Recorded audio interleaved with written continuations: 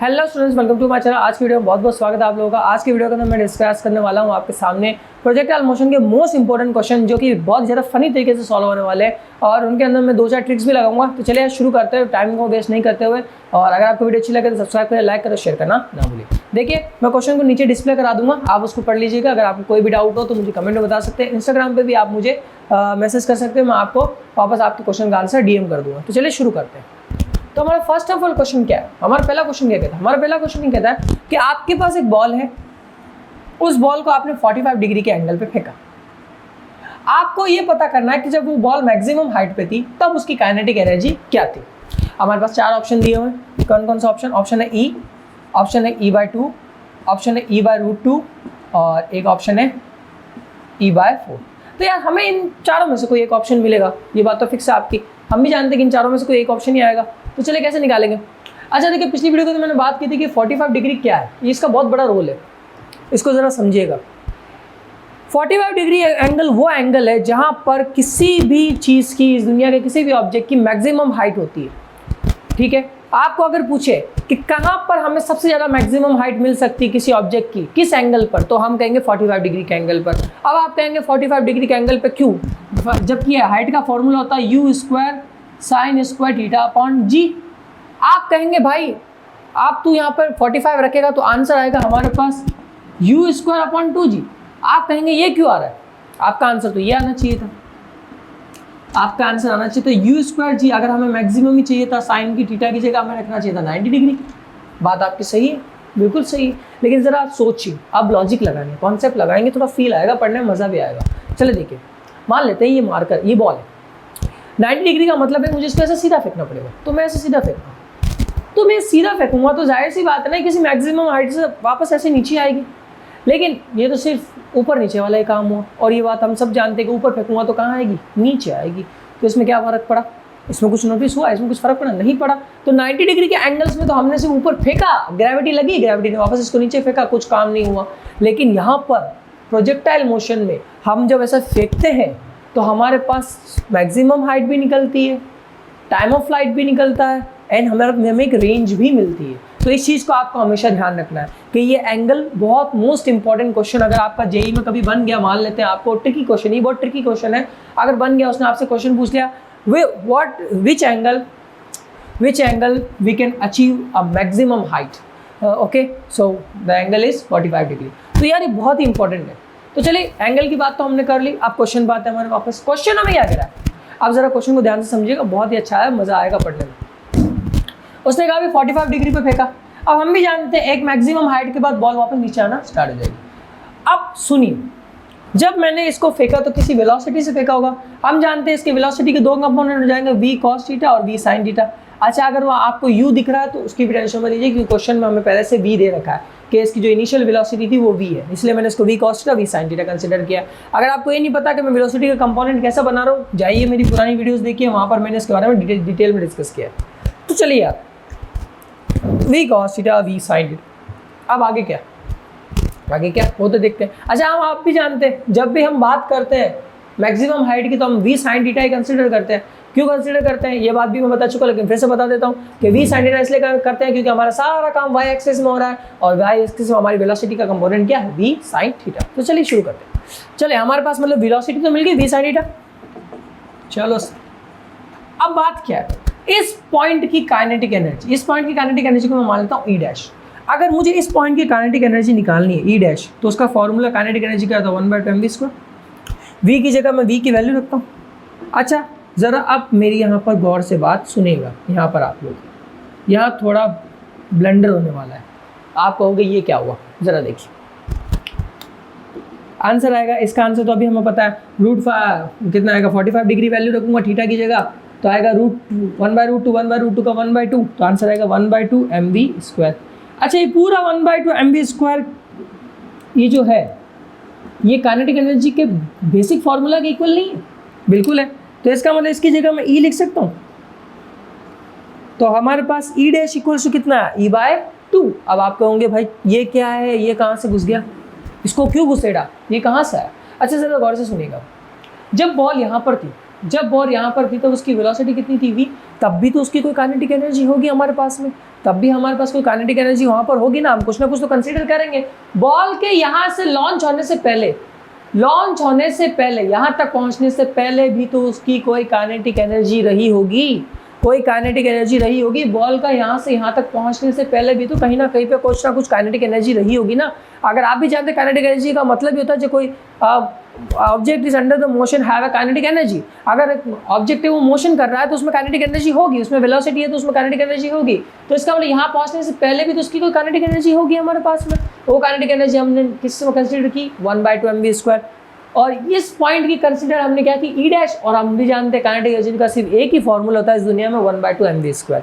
ठीक है, तो हमने ये देखा कि इस पॉइंट की काइनेटिक एनर्जी पिछले वाले पॉइंट की काइनेटिक एनर्जी कितनी है, आधी है। कितनी है, आधी है। यानी यहाँ तक पहुँचते पहुँचते काइनेटिक एनर्जी क्या हो जाएगी हमारी, आधी हो जाएगी। इसका मतलब हमारा ऑप्शन नंबर 2 क्या है, परफेक्ट है। तो इसका मतलब भाई लोगों हमारे पास आंसर आ गया है। तो यार ये तो मज़ेदार क्वेश्चन, करने लायक भी था और मज़ा भी आ गया। ठीक है, एक क्वेश्चन मैं आपको ऐसा ही दूंगा जो आप मुझे कमेंट में बताओगे। अगर ये नहीं समझ में आया तो यार कमेंट जिंदाबाद है हमारे लिए, तो आप मुझे कमेंट के अंदर तो बोल ही सकते हो। ठीक है, चलिए लिखा है अब दूसरा क्वेश्चन थोड़ा मज़ेदार है। ये आपके लॉजिक को टेस्ट करने के लिए दे रहा है क्वेश्चन। उसने कहा एक लड़का है, पता नहीं कौन है, शायद मैं हूँ, चलो मैं अपने आप को मानता हूँ कि मैं 10 मीटर की ऊंचाई की एक छत पर ऐसे खड़ा हूँ। मैं खड़ा हूँ यहाँ पे, अब देख लो मैं यहाँ पे खड़ा हूँ, मेरे हाथ में एक बॉल आई, चलो पत्थर मान लेते हैं, बॉल है लेकिन मैं पत्थर मान रहा हूँ, उसको मैंने ऐसे फेंका। तो उसने मुझे पूछा कि 10 मीटर ऊंचाई पर ही उसकी रेंज कितनी होगी। अभी आप कहाँ पर कंफ्यूज हो गए बताएं, आप क्या करोगे, आप ये सोचने बैठ जाओगे कि यार ये बंदा 10 मीटर की ऊंचाई पे था। ठीक है, चले इसको पूरा क्वेश्चन ही मैं लिख देता हूँ। कितना एंगल डिग्री है, एंगल है हमारे पास 30 डिग्री का एंगल। ठीक है, और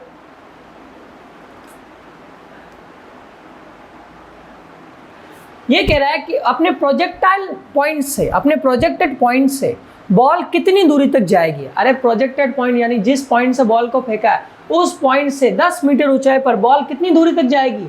अरे इतनी दूरी पर तो जाएगी, और इसी दूरी को क्या कहते हैं, रेंज कहते हैं। लेकिन आप लोग क्या कंफ्यूज हो गए, आप लोग कहोगे यार कितनी ऊंचाई पर कितनी दूरी जाएगी, इसका मतलब मैक्सिमम हाइट पूछा है।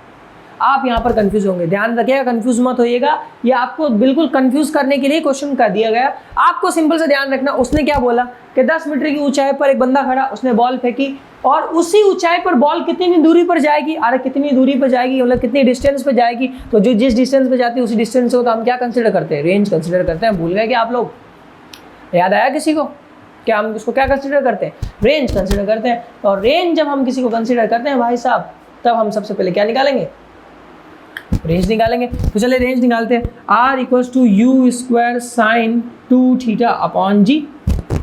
क्या हमारा फॉर्मूला एकदम सही है। हमारे पास एंगल दिया है भाई साहब 30 डिग्री हमारे पास एंगल दिया है। इस चीज़ का आपको ध्यान रखना, हमारे पास एंगल कितना दिया हुआ भाई, 30 डिग्री दिया हुआ है। चलो u की वैल्यू, अच्छा सॉरी मैंने ऑप्शंस नहीं लिखे, मैं ऑप्शंस लिख देता हूँ। ऑप्शंस हमारे पास में है 5.20, 4.33, 8.66 एंड 2.66। देखिए हमारे पास ये ऑप्शंस दिए, अब रख देते हैं, हमारी वैल्यूज तो रख देते हैं। अच्छा इसमें इनिशियल वेलोसिटी भी दी हुई है हमें 10 मीटर पर सेकेंड। हमारे पास कहा है कि 10 मीटर पर सेकेंड से इसको फेंका गया। मैंने इनिशियल वेलोसिटी की बात ही नहीं की थी। ठीक है, तो देखो हमारे पास सब कुछ दिया हुआ है, फॉर्मूले में रख देते हैं, आंसर आ जाएगा। रेंज ही तो निकालनी है, u² यानी 10 का square 100 sin 2θ, θ = 30 degree, sin 2 × 30/g की वैल्यू 10। ओके चलो साहब आंसर आ गया। रेंज ही तो निकालनी, चलो निकाल लेंगे। sin 2θ कितना हो गया, sin 60 की वैल्यू √3/2, इसकी 10 × 10 √3/2/10, 10 से 10 कैंसिल, बचा कितना 5√2। 5√3 को मैं √3 का वैल्यू होता 1.73, इसको काटो तो 15, 1 कैरी 27, 35 कैरी 3, ये 36 हो गया। 5 1 5 और 8।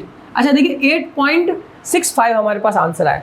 8.65 यानी कि करीब करीब ये नहीं हो गया, करीब करीब ये नहीं का राउंड फिगर देख लो ना, करीब करीब ये हो गया, यानी कि हमारा आंसर क्या है, रेंज निकालना था हमें और 8.66 हमारा आंसर आ गया। अच्छा अगर आप 1.7 भी लेते हो तो भी कोई गलती नहीं है, आप आराम से कर सकते हो, लेकिन ध्यान रखिएगा आंसर हमेशा रेंज जो आंसर आता है ना वो इसी के अप्रॉक्स आता है, मतलब 1-2 पॉइंट पीछे आ सकता है। आप देख लीजिएगा ऑप्शन में वैल्यू क्या दी हुई है।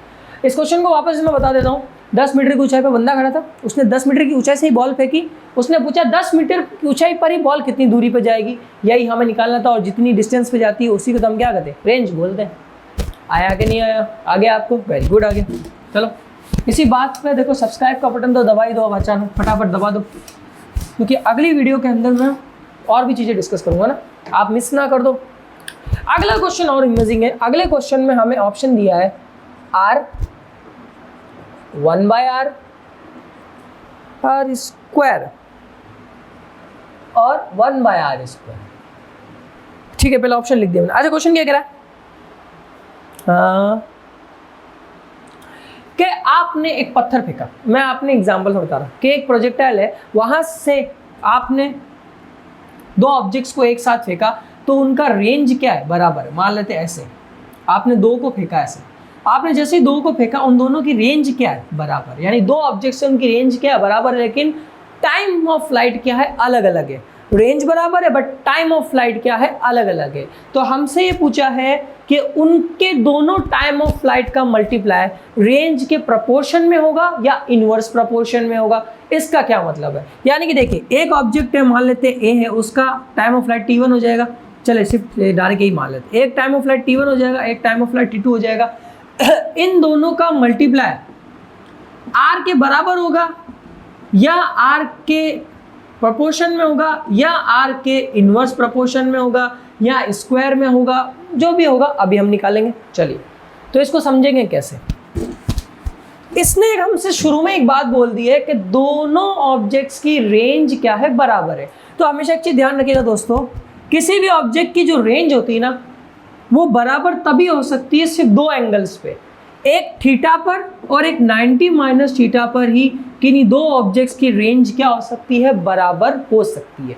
किस पर, थीटा पर और 90 माइनस थीटा पर। तो अब हम यहाँ पर इस चीज़ को समझ चुके हैं कि जब हमारे दो ऑब्जेक्ट्स फेंका गया, मतलब एक ऑब्जेक्ट फेंका जाएगा थीटा से और एक फेंका जाएगा 90 माइनस थीटा से, तभी हमारे रेंज क्या होगी, बराबर होगी। क्योंकि हमारा जो रेंज का फॉर्मूला होता है ना वो कुछ इस तरीके से होता है भाई, u square sine 2 theta upon G. एक थीटा आएगा, एक 90 माइनस थीटा आएगा, क्योंकि इन्हीं दोनों पे ये जो है ना रेंज है ना वो चेंज नहीं होती। आप रख के देख सकते हो, आप इसकी जगह साइन थीटा रखोगे, थीटा ही रखोगे तो यही फॉर्मूला मिलेगा। 90 माइनस थीटा रखोगे तो देगा 180 माइनस 2 थीटा, और 180 माइनस 2 थीटा चेंज नहीं होता, वापस साइन 2 थीटा ही देगा आपको। तो इसीलिए यहाँ पर क्या होता है, रेंज इक्वल होती है इन दोनों पे। अच्छा अगर रेंज इन दोनों पे इक्वल है तो टाइम ऑफ फ्लाइट इन दोनों पे कैसा रिएक्ट करता है वो भी देख लेते हैं। तो टाइम ऑफ फ्लाइट में T1 के लिए निकाल देता हूँ। T1 के लिए मैं टाइम ऑफ फ्लाइट निकाला हूँ, फॉर्मूला होता है, जरा देखिएगा। चले भाई टाइम ऑफ फ्लाइट के लिए फॉर्मूला क्या होगा। आप लोग ये सोच रहे हो कि मुझे फॉर्मूला याद नहीं है, एक्चुअली मुझे फॉर्मूला तो याद है लेकिन मुझे मज़ा आ रहा है। 2u साइन थीटा अपॉन जी, ताकि आप लोग मेरे बारे में ऐसा सोचो, तभी आपका वीडियो पे ध्यान जाएगा, नहीं तो जाएगा नहीं ना। 2u साइन थीटा, अभी मैं किसके लिए निकाल रहा हूँ, थीटा के लिए। मैं अभी T1 टाइम निकाल रहा हूँ, किसके लिए, थीटा के लिए। अच्छा T1 किसका, कोई एक ऑब्जेक्ट था उसका T1 हो गया, टाइम ऑफ फ्लाइट T1 ले लिया और उसको किस पर निकाला, थीटा पे, तो कितना निकल गया जी। चलिए अब 90 माइनस थीटा पे निकालता हूँ, तो T2 sine 90 minus theta upon G, sine 90 minus theta cos theta upon जी।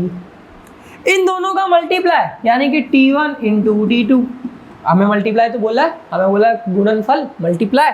चले निकालते हैं, तो हमारा हो गया 2u sine theta G into 2u cos theta upon G, T1 T2। अच्छा देखिए ये कुछ इस तरीके से नहीं बन गया 2g, ये u स्क्वायर u हो गया u स्क्वायर साइन थीटा। अच्छा मैं इस 2 को इस u स्क्वायर को आगे लिख लेता हूँ, और ये 2 साइन थीटा कॉस थीटा, और ये जी स्क्वायर नहीं हो गया भाई साहब, इसकी पूरे की वैल्यू, इसकी पूरे की वैल्यू। अच्छा इसको जी ना लिख के इसको जी यहीं पे लिख देंगे, ठीक है, जी स्क्वायर ना लिख के। अगर ज़रा आप देखो तो ये पूरा इसी के बराबर है, ये साइन 2 थीटा हो जाएगा, और ये साइन 2 थीटा किसके इक्वल है, रेंज के इक्वल। मतलब ये फॉर्मूला बन गया ना रेंज का, ध्यान से देखिए ये पूरा साइन 2 थीटा बन जाएगा, 2 साइन थीटा कॉस थीटा। तो ये किसके इक्वल है, U square sine 2 theta upon G, किसके इक्वल है, रेंज के इक्वल, रेंज का तो फॉर्मूला है। अब आप देख सकते हो हमारे पास एक नया फॉर्मूला मिला, और इस फॉर्मूले में जो ये T1 T2 है ये रेंज के क्या है, प्रपोर्शन में है, रेंज के क्या है, प्रपोर्शन में है। तो प्रपोर्शन में इसका मतलब हमारा example number 1 sorry option number 1 क्या है, करेक्ट है, ऑप्शन नंबर 1 करेक्ट है। मजा आया आपको, समझ में आया क्या किया मैंने यहाँ पे, अरे प्रपोर्शन ही तो है, ध्यान से देखिए प्रपोर्शन का मतलब T1 T2 बढ़ेगा, अगर रेंज बढ़ेगी तो T1 T2 बढ़ेगा, T1 T2 बढ़ेगा तो रेंज भी बढ़ेगी, फॉर्मूला तो चलेगा ही। समझ में आया आपको। तो बस आप ये थीटा और 90 माइनस थीटा की स्टोरी जरूर याद रखेगा, इन दोनों की लव स्टोरी बहुत अमेजिंग है, ठीक है, क्योंकि ये दोनों साथ साथ रहना चाहते हैं।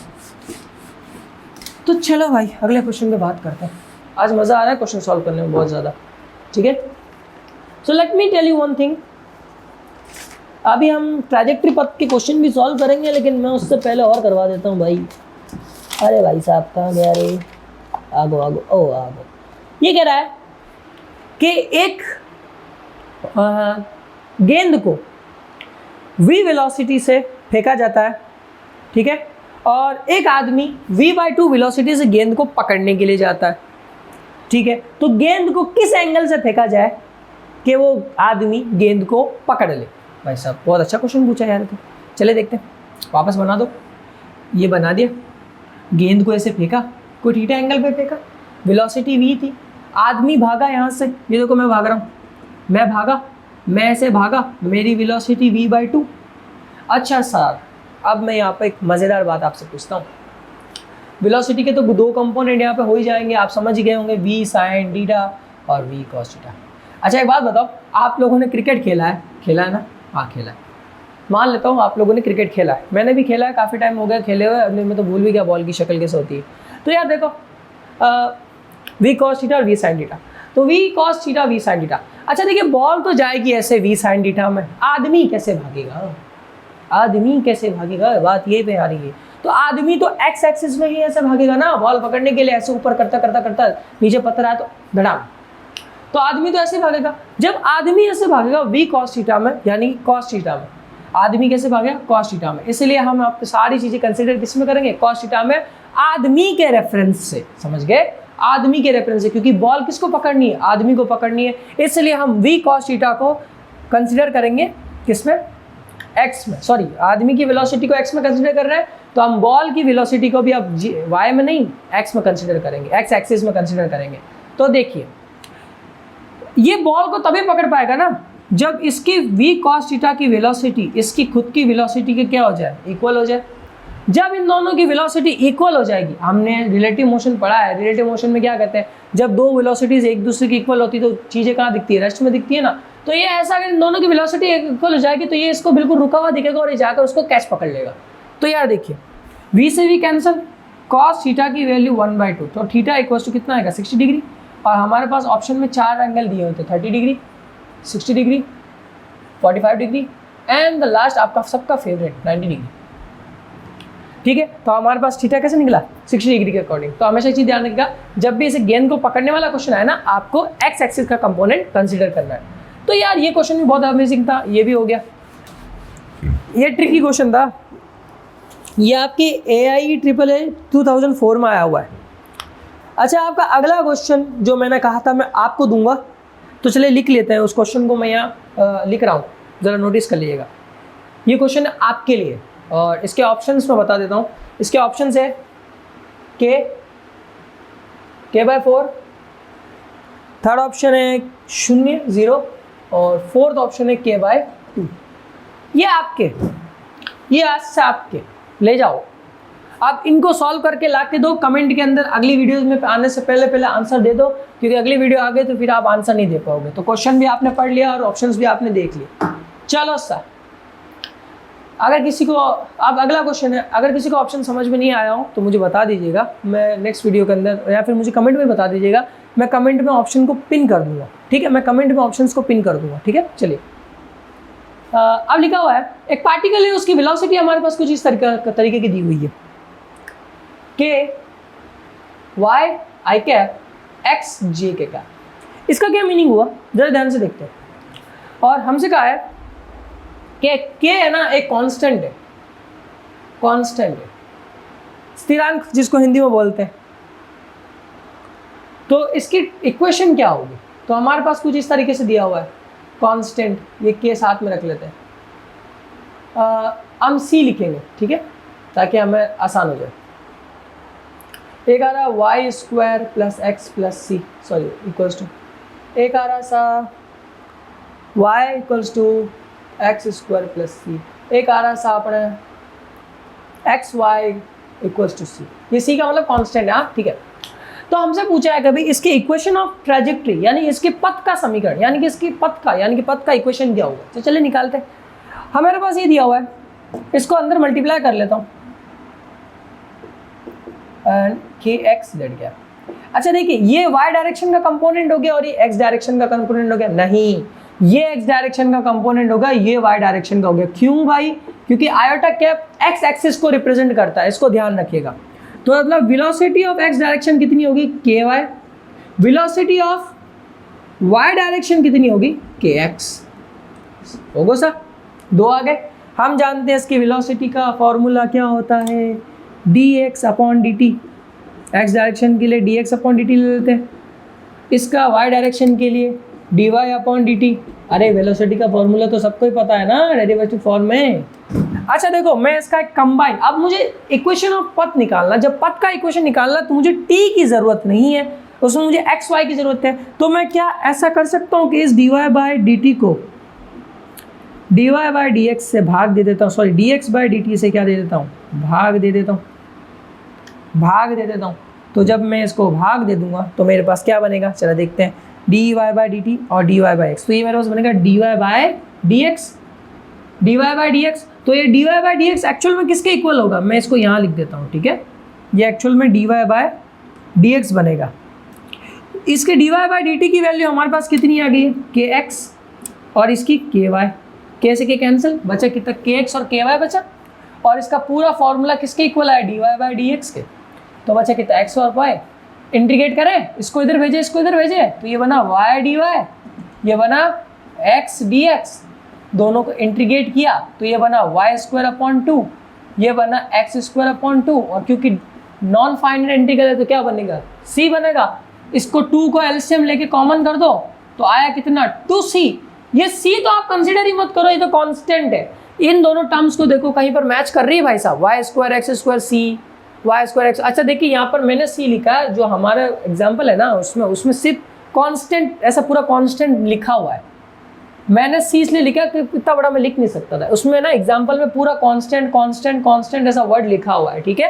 एक्स स्क्वायर के साथ कांस्टेंट, वाई एक्स स्क्वायर के साथ कांस्टेंट, एक्स के साथ कांस्टेंट और वाई एक्स वाई के साथ कांस्टेंट, ऐसा लिखा हुआ है। ये 2c वगैरह नहीं लिखा हुआ। तो ये तो पूरा कांस्टेंट हो गया, ये तो हम जानते ही हैं। इन दोनों को देखिए आप कहाँ पर मैच कर रहा है, इस ऑप्शन में। ऑप्शन नंबर 1 हमारा क्या है, सक्सीडेड है।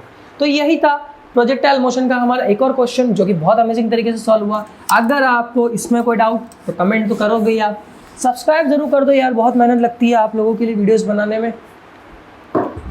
अब अगला क्वेश्चन है कि एक फव्वारा है, वो ऐसे छिड़क रहा है, पानी को छिड़क रहा है, ऐसे पानी को छिड़क रहा है, पानी को छिड़क रहा है, ऐसे जैसे जैसे पानी को छिड़कता जा रहा है, तो दूर तक वो क्या करता है, पानी को छिड़कता है, दूर तक क्या करता है, पानी को छिड़कता है। अच्छा, फव्वारे की एक रेंज होती है, यानी कि उसकी रेंज क्या होगी, मैक्सिमम रेंज होगी। अच्छा, फव्वारा से गोल घूम रहा है, इसका मतलब वो क्या बना रहा है, सर्कल बना रहा है। तो हमसे क्वेश्चन पूछा कि कितने एरिया में फव्वारा चलेगा, ठीक है। तो फव्वारे से गिला होने वाला पूरा हमारे पास एरिया पूछा है, तो क्या पूछा है, चलो पहले इसको बाद में कंसिडर करेंगे। सबसे पहले मैं मान लेता हूँ फव्वारा ऐसे चल रहा है और यही फव्वारा ऐसे घूम रहा है। तो यार अभी मैंने बात की एक ऐसा एंगल जिसमें मैक्सिमम रेंज भी मिल सकती है, वो कितना होगा, थीटा इक्वल्स टू 45 डिग्री। ये बहुत ज़्यादा काम आता है, ये आपको नोन होना चाहिए कि थीटा 45 डिग्री वो एकलौती वैल्यू है जहाँ पर मैक्सिमम हाइट भी मिलती है, क्योंकि अगर मैक्सिमम हाइट मिलेगी तो मैक्सिमम रेंज ऑटोमेटिकली मिल जाएगी। मैं आपको क्वेश्चन करूँगा जो कि बहुत ट्रिकी क्वेश्चन है, वो नेक्स्ट क्वेश्चन है, ठीक है। थीटा मतलब 45 डिग्री, किसका मतलब रेंज भी मैक्सिमम मिल जाएगी और मैक्सिमम हाइट भी मिल जाएगी। तो ये नॉन थिंग आपको रखनी है। तो यार मैक्सिमम रेंज का फॉर्मूला था U square sine 2 theta upon जी।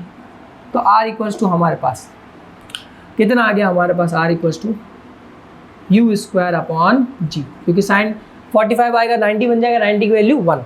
अच्छा भाई, अब ये क्वेश्चन यहाँ पर तो एंड हुआ नहीं, क्योंकि हमारे पास ऑप्शन में क्या क्या दिया हुआ है। ऑप्शन में हमारे पास दिया पाई v की पावर 4/2g।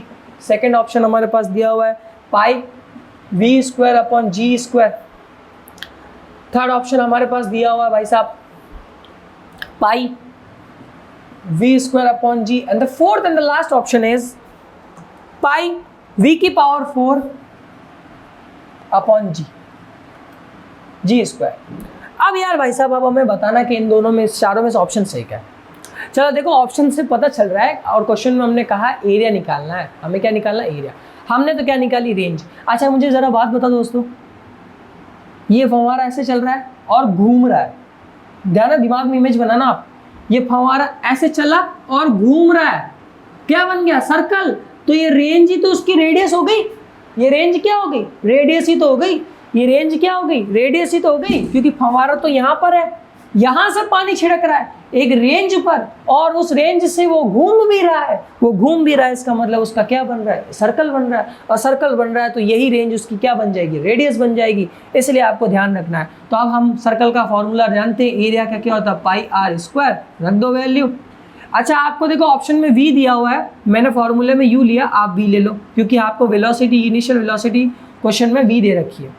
तो v रखा, पाई r की जगह v²/g रखा, इसका स्क्वायर करा तो पाई v की पावर 4/g²। ऑप्शन कौन सा? ऑप्शन नंबर 4 हमारा करेक्ट आ गया आंसर। तो ये से ही निकलते हैं हमारे आंसर्स एंड क्वेश्चंस के। देख लो दोस्तों, इतने इजी तरीके से, इतने मतलब लल्लू पंजू क्वेश्चन आपको जेई मेंस के अंदर उठा के दे देते हैं कि भाई साहब लो सॉल्व करो, और बच्चे इन्हीं क्वेश्चंस में क्या हो जाते हैं? कंफ्यूज हो जाते हैं। अब भाई साहब, एक लड़का है, एक पत्थर को 10 मीटर की हाइट तक फेंकता है। ये कह रहा है कि एक लड़का है, उसमें ज़्यादा जोर नहीं, कमज़ोर है बहुत, उसने ऐसा फेंका पत्थर, तो वो पत्थर सिर्फ 10 मीटर की हाइट तक गया, यानी उसकी मैक्सिमम हाइट कितनी है? 10 मीटर। मतलब कमज़ोर लड़का है भाई। तो हमसे पूछा वो कितनी रेंज तक जाएगा, कितनी रेंज तक जाएगा। तो अब यहाँ पर थीटा वगैरह कुछ नहीं दे रखा, थीटा वगैरह कुछ नहीं दे रखा। अब मैं यहाँ आपको बताता हूँ एक ट्रिक, एक छोटी सी ट्रिक जो आपके बहुत काम आएगी। अब वो ट्रिक क्या है, ज़रा ध्यान से दिखेगा। आपके पास जब भी रेंज, मैक्सिमम हाइट और रेंज से रिलेशन में कोई क्वेश्चन आ जाए ना, आप ये फॉर्मूला लगाओ, h=r/2। ये फॉर्मूला कैसे बना वो मैं आपको बताऊंगा, लेकिन पहले देखिए मैक्सिमम हाइट हमारे पास कितनी दी है? 10।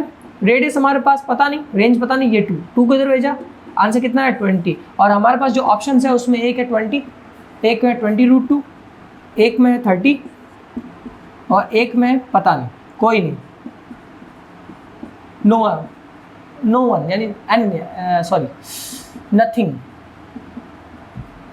ठीक है, हमारे पास कैसे निकला? 20। अब आप कहोगे यार ये क्या बात हुई, तो ध्यान से देखिएगा। ये फॉर्मूला कैसा आया बताओ आपको? अरे यार इसका फॉर्मूला h² का क्या होता है? u² sin² θ/g। और रेंज का फॉर्मूला क्या होता है? u² sin 2θ/g। मैंने अभी आपसे एक छोटी सी बात कही थी, अगर किसी को मेरी बात याद हो तो। वैसे मेरी बातें लोगों को याद नहीं होती, पता नहीं क्यों। मैंने एक बात बोली थी, छोटी सी बात। मैंने कहा था कि अगर मैं थीटा की जगह, रेंज में थीटा की जगह आप रख दो 45 डिग्री, ये एंगल बड़ा कमीना एंगल, मैंने आपसे बात की थी ना, ये कमीना एंगल है, इसको रख दो। अगर इसको रखोगे तो हमारे पास एक वैल्यू आएगी, यहाँ पर क्या आएगा? u²/g, या u²/g आ जाएगा। ठीक है, ज़रा देखिए। और इसमें रखोगे तो हमारे पास u²/2g। अच्छा देखो, ये u²/g है, ये पूरा तो r हो गया ना, तो ये फॉर्मूला क्या बन गया? r/2। और एक बात आपसे बताऊं, इस क्वेश्चन में मैंने ये क्यों लगाई, ये ट्रिक क्यों लगाया, ये ट्रिक क्यों अप्लाई की? क्योंकि उसने कहा था मैक्सिमम 10 मीटर की हाइट तक जा सकता है, यानी कि उसने 45 डिग्री के एंगल से ही फेंका होगा। जब ये कह देता है ना कि मैक्सिमम इतना दूर जा सकता है, इतनी हाइट तक जा सकता है, तो फिक्स है। अगर आपके पास कोई थीटा नहीं दिया गया क्वेश्चन में और आपसे कहा मैक्सिमम इतनी ऊपर तक जा रहा है, इसका मतलब वो 45 डिग्री एंगल है, फिक्स मान लेना इसको, इसको छोड़ना मत। 45 को कंसिडर करो, बहुत आसानी से क्वेश्चन हो जाते हैं। अब आपने समझ लिया ये ट्रिक कैसे हुई, ये फॉर्मूला कैसे बना, ये ट्रिक कैसे बनी? कुछ नहीं है, इन दोनों में 45 एंगल को कंसीडर कर लिया, दोनों की वैल्यू पुट कर दी, आंसर आ गया, और ये हमारा फॉर्मूला बन गया, और इससे हमें क्या मिला? आंसर। ओके, मजा आया? देखा ऐसा हो रहा है क्वेश्चन, ऐसा हो रहा है जैसे कि मतलब हल्दी और चंदन के गुण समाए संतुर। ये डायलॉग जचा नहीं, इसको मैं काट दूंगा, ठीक है। वैसे नहीं काटू तो भी क्या फर्क पड़ता है। चलो अगला क्वेश्चन देखिए, एक प्रक्षेपी को एक प्रारंभिक रेखा एक प्रारंभिक वेग 1 + 2j मीटर पर सेकंड दिया जाता है। चलिए, एक हमारे पास एक प्रोजेक्टाइल पथ दिया गया है, उसका जो इक्वेशन है वो I + 2j कैप, और हमसे पूछा है भाई इसका g हमारे पास दिया है 10 मीटर पर सेकंड, और हमसे कहा गया है इसके इक्वेशन का पथ बताओ। तो y = हमारे पास दिया है yx - 5x², सेकंड हमारे पास ऑप्शन है y = 2x - 5x², थर्ड हमारे पास ऑप्शन है 4y = 2x - 5x², and the fourth है हमारे पास में 4y = 2x - 25x²। देखिए हमारे पास ये 4 दिए हुए हैं, ऑप्शन हमारे पास 4 दिए हुए हैं, हम कैसे निकालेंगे? चले अभी जैसा हमने पीछे किया ना वैसा ही है, लेकिन उससे थोड़ा अटपटा है। देखिए वहां पर तो कांस्टेंट दिया था, यहाँ कुछ कांस्टेंट नहीं दिया, इसका मतलब एक फिगर कोई वैल्यू आएगी। तो चले देखिए, तो क्वेश्चन ने हमसे क्या कहा है, ठीक है। तो इसको अगर मैं वेलोसिटी को कंसीडर करूँ तो I + 2j। अच्छा देखो x में इसका वेलोसिटी कितना होगा, मैं vx मान लेता हूँ, तो vx चलो मैं u मान लेता हूँ। x में इसकी इनिशियल वेलोसिटी कितनी होगी, ux में 1 होगी, हम I को मान रहे हैं, और uy में कितनी होगी 2 होगी। तो अभी अगर मैं ध्यान से देखें तो हमसे प्रक्षेपी पथ का समीकरण पूछा गया, तो मैं ये वाला फॉर्मूला लगूँ s = ut + ½ at², ½ at²। अच्छा s में तो कितना हो जाएगा, x डायरेक्शन की अगर बात करूँ तो s मतलब x डायरेक्शन, x एक्सिस में, तो s की जगह मैं x लिख रहा हूँ, मतलब x में डिस्टेंस निकाल रहा हूँ। u हमारे पास कितना आ गया 1, और t u1 और ये t का t। हम भी जानते हैं x एक्सिस में अगर हम किसी चीज़ को फेंकेंगे ना तो उसमें एक्सेलरेशन हमेशा 0 होता है, तो मतलब x एक्सिस में एक्सेलरेशन तो कितना हो गया 0 हो गया, तो ये पूरा इक्वेशन 0, तो हमारे पास x में यहाँ मिल गया। अब y में बात करता हूँ तो y में भी यही फॉर्मूला वापस लगाता हूँ, तो y = y में कितना 2t 1/2। अब हम भी जानते हैं कि y में g की वैल्यू कितनी आती है, माइनस का g, मतलब g t²/2, हमारे पास ये वैल्यू है। g का वैल्यू हमें दे रखा है क्वेश्चन में 10 मीटर पर सेकेंड, रख देते हैं -10/2 t², काटा तो 5 आया, y = 2t - 5t²। अब आप कहोगे भाई साहब आपने भाग क्यों नहीं दिया, आपने डिस्प्लेसमेंट का फॉर्मूला लगा के भाग क्यों नहीं दिया, आपके दिमाग में ये क्वेश्चन आएगा। चलो मैं एक बार उस मेथड से भी ट्राई करके देखूंगा, पहले आप ये कर ले, पहले ये तो कर ले। अच्छा देखिए अभी हमने t की एक वैल्यू निकाली यहाँ से, t की वैल्यू किसके बराबर है, x के, t × 1 तो t होता है, इसकी वैल्यू x के बराबर अगर मैं यहाँ पर पुट करूँ तो बनेगा 2x 5x²। हमारे पास प्रक्षेपी पथ का एक समीकरण आ गया, कौन सा, ये वाला सेकेंड। ये मैंने कैसे निकाला, जब मैंने x एक्सिस के लिए इक्वेशन निकाली तो मैंने वेलोसिटी को 1 कंसीडर किया, क्योंकि हमारे पास एक इक्वेशन दी हुई है कॉमन वेलोसिटी की। ये जो v निकलता है ना, ये एक्चुअल में इन दोनों का रिजल्टेंट ही है। ये जो वेलोसिटी का v निकला है ना, ये x और y का रिजल्टेंट है। अगर आप इनका मॉड्यूलस निकालोगे, मॉड्यूल निकालोगे, मापांक निकालोगे, तो आपको एक आंसर मिल जाएगा, आपको एक्चुअल वेलोसिटी मिल जाएगी इसकी वेलोसिटी फिर आएगी √5, ठीक है। लेकिन ये इन्हीं दोनों का रिजल्टेंट है, इसका मतलब इन दोनों पार्ट से मिलकर बना है। तो जब इन दोनों पार्ट से मिलकर बना है तो इसका इस x एक्सिस में आयोटा होता है, सॉरी i कैप होता है, तो i कैप का आगे कितना हो गया 1, इसलिए x एक्सिस में वेलोसिटी कितनी कंसीडर करी 1। y में कितना होता है, j कैप होता है, इसलिए इसका आगे कितना 2, तो y में कितना हो गया 2। और हम भी जानते हैं x एक्सिस में एक्सेलरेशन 0 होता है, तो उसके लिए हमने पथ का समीकरण निकाला, तो x। अच्छा अब आप लोग कहोगे पथ के समीकरण के लिए मैंने ये क्यों लिया, भाई यही तो एक इकलौती इक्वेशन है जो डिस्प्लेसमेंट को कंसीडर करती है, जो डिस्टेंस को कंसीडर करती है, किसी भी, ये इक्वेशन ऑफ मोशन की सेकंड इक्वेशन है जो कंसीडर करती है किसी चीज़ को, ठीक है। तो पहले x के लिए निकाला तो x में एक्सेलरेशन 0 था, तो मुझे सिर्फ t मिला। y में निकालता तो y में इतनी सारी वैल्यूज दी हुई है, g की वैल्यू हमारे पास, इसको काटा t, अब t का वैल्यू हमारे पास x था, वो रखा, तो हमारे पास इक्वेशन भी आ गई। अब आप लोग कहोगे कि इसको मैं ऐसे कर रहा हूँ, मैं वो पिछले वाला मेथड क्यों नहीं अपना लेता हूँ, करके देख लेते हैं। अगर मैं वेलोसिटी को निकालता हूँ तो v एक्सिस में ux/dt 1 du dy/dt 2। इधर इसको वापस इसको काटोगे तो कितना बनेगा dy/dx 2/1, इसको इधर भेजा तो ये आएगा कितना, y इक्वल्स टू 2x। हमारे पास ये इक्वेशन आएगी y इक्वल्स टू 2x, लेकिन हमारे पास जो 5 आ रहा है वो कहाँ से आएगा, क्योंकि देखो इक्वेशन तो ये बन रही है, ये भी तो एक टर्म आ रही ना हमारे पास। तो इस इक्वेशन से सिर्फ ये टर्म मिलेगी y इक्वल्स टू 2x। तो आप ये भी लिख दोगे और ये भी लिख दोगे, भरोसा थोड़ी है आपका भरोसा थोड़ी, आप तो ये भी लिख दोगे ये भी लिख दोगे, फिर प्रॉब्लम तो आप ही को उठानी पड़ेगी ना। आप सोचोगे ये दोनों में से कौन, अच्छा इसमें तो 4 वाली है, आप ये देखोगे। लेकिन अगर मान लो ऑप्शन में कभी कभी ऐसा आ गया, कैसा ऑप्शन आ गया, आपके पास कोई अजीब सा ऑप्शन दे दिया और आपको कहे निकालो, फिर आपका दिमाग कहेगा यार ये टर्म तो आई नहीं, ये वाली ये टर्म ऐसे मिलेगी। अच्छा देखिए उस क्वेश्चन में इस क्वेश्चन में क्या फ़र्क है, मैं आपको समझा देता हूँ। अगर उस क्वेश्चन को आप ध्यान से पढ़ेंगे ना, वीडियो को रिपीट करके देखिए पीछे, उस क्वेश्चन में हमें लिखा है यहाँ पर एक के कांस्टेंट दिया गया था। एक्चुअल में यह के कांस्टेंट दिया गया था और कांस्टेंट की वैल्यू फाइंड नहीं होती है, डिसाइडेबल नहीं होती है, इसलिए हमें क्या करना पड़ता है, उसको डिफरेंशिएट करके उसकी वैल्यू को फाइंड करना था। अच्छा आप देखिए ज़रा, उस क्वेश्चन में भी हमने लास्ट में कांस्टेंट को काट दिया था, तभी तो हमें फाइंड हो गई थी एक वैल्यू। लेकिन यहाँ पर ऐसा कुछ नहीं, यहाँ पर कांस्टेंट नहीं है तो हम डायरेक्ट फाइंड कर सकते हैं। और पिछले वाले क्वेश्चन में हम जब कांस्टेंट ले रहे थे तो हमारे पास कांस्टेंट ये आ रहा था ky अपॉन kx, तो हमने k से k को काटा, हमारे पास y अपॉन x आया था। इसलिए ध्यान रखिएगा वहाँ कांस्टेंट था या कांस्टेंट नहीं, इसलिए वो अलग से हुआ, ये अलग से हुआ।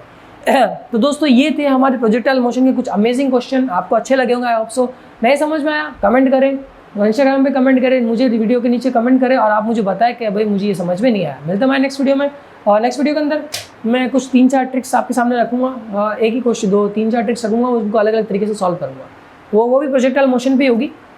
आई होप सो आपको वीडियो अच्छी लगी। मिलता है मैं नेक्स्ट वीडियो में, सब्सक्राइब करें, लाइक करो, शेयर करना ना